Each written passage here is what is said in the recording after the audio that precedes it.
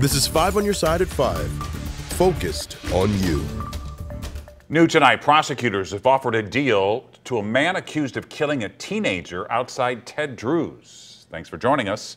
I'm Mike Bush. And I'm Ann Allred in for Kelly Jackson. Police say the suspect drove away after he hit the teenager last year. Our Christine Byers was the only reporter in the courtroom today when the suspect, along with the victim's family, learned about the offer. Christine. Mike and Ann, when Matthew Nikolai's parents walked into court today, they had no idea prosecutors were offering the suspect in this case a deal that could have him out of prison in 120 days. And they weren't happy. The teen's mother looked at the prosecutor with tears in her eyes and told him, "My son's life was worth more than 120 days. On July 29, 2022, Matthew Nikolai was struck and killed along Chippewa Street. He was going to Ted Drew's with his family and friends. For days, police posted pictures of the truck that hit the teen and took off. A Good Samaritan at an auto body shop in South St. Louis then tipped off police that the suspect was trying to get his truck fixed. Jacob Adler was then charged with leaving the scene of an accident resulting in death and tampering with physical evidence. In court Thursday, prosecutors offered Adler a 7-year sentence, but Adler is a first-time offender, so a judge could release him on probation after serving just 15% of that sentence, or 120 days. Now, that deal was just as surprising to Adler as well. Adler's attorney told the judge his client learned about the deal today, too. Adler said he would not accept the deal at this point and instead asked for a trial date. The next hearing in this case is scheduled for 30 days from now, and a trial date will likely be scheduled then. Illinois State Police have identified the car and driver they believe was involved in a deadly crash and chemical spill. 5 people died when a chemical truck flipped over last Friday, leaking thousands of gallons of anhydrous ammonia. This was on Route 40 near Effingham. Investigators released video showing a black car they say was involved in the crash. While they have identified the driver, they have not released any other details. Police are still investigating. A Franklin County soldier was one of 2 killed in a crash in Alaska. 22-year-old specialist Brian Snowden is from Londell. He was taking part in an Army training exercise on Monday when a military vehicle flipped over. The Army says the driver lost control. 12 other soldiers were hurt. A man is charged with arson following a fire in Granite City. The fire damaged businesses and an apartment building Tuesday morning. Court documents say William Jacobson had been renting a unit in the building on Washington Avenue, was recently evicted, and had threatened to burn it down. He denies starting the fire on purpose, claims he was using meth and hearing voices. No one was hurt in the fire. Hundreds of Democratic Party officials from all over the country have converged on St. Louis for the annual DNC fall meetings. Party leaders are organizing their campaigns and testing their messages ahead of the upcoming election year. Our political editor Mark Maxwell was there and has more on the direction of the Democratic Party. Mark. Good evening, and if this is an idea incubator where party leaders concoct campaign concepts, then consider the White House the control center where the president shifted the party platform in real time today. While Democrats inside the Hotel Convention Center declared their unwavering support for Biden's re-election bid, at the same time, the president was changing his stance on immigration, giving orders to start constructing border walls along the southern border with Mexico. This move comes just days after Illinois Governor J.B. Pritzker called on Biden and the federal government, calling them out for inaction on immigration.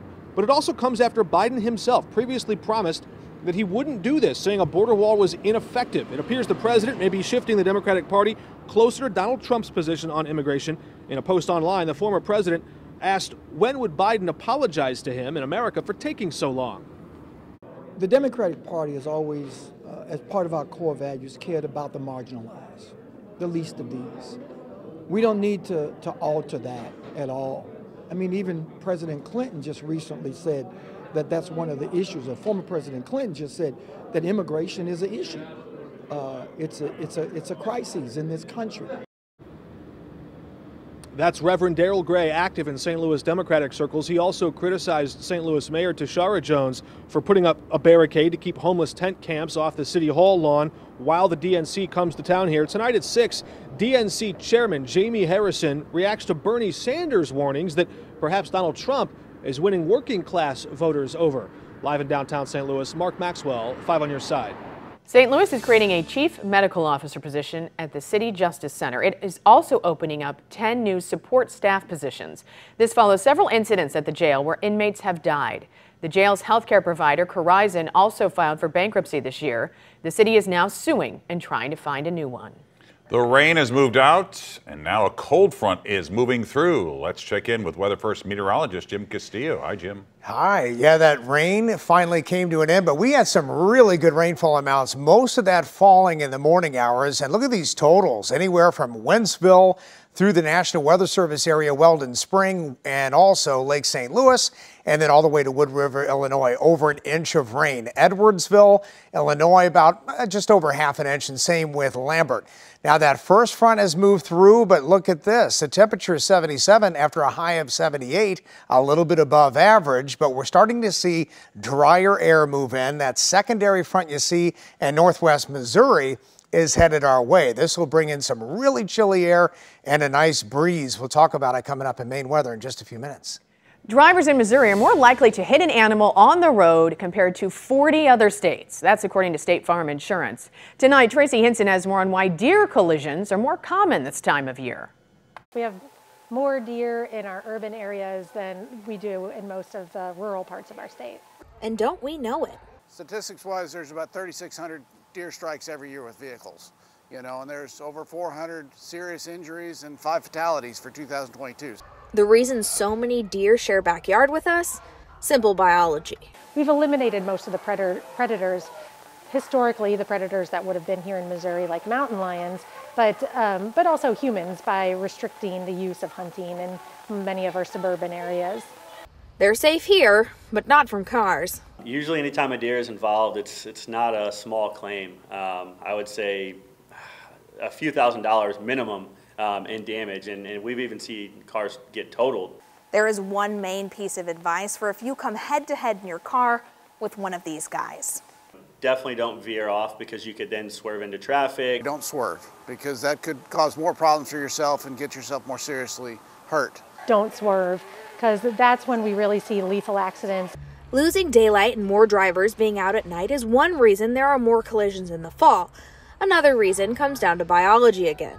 Deer vehicle collisions are most common in the fall because we are entering the breeding season for deer. That means lots of them are on the move. Tracy Hinson, 5 on your side.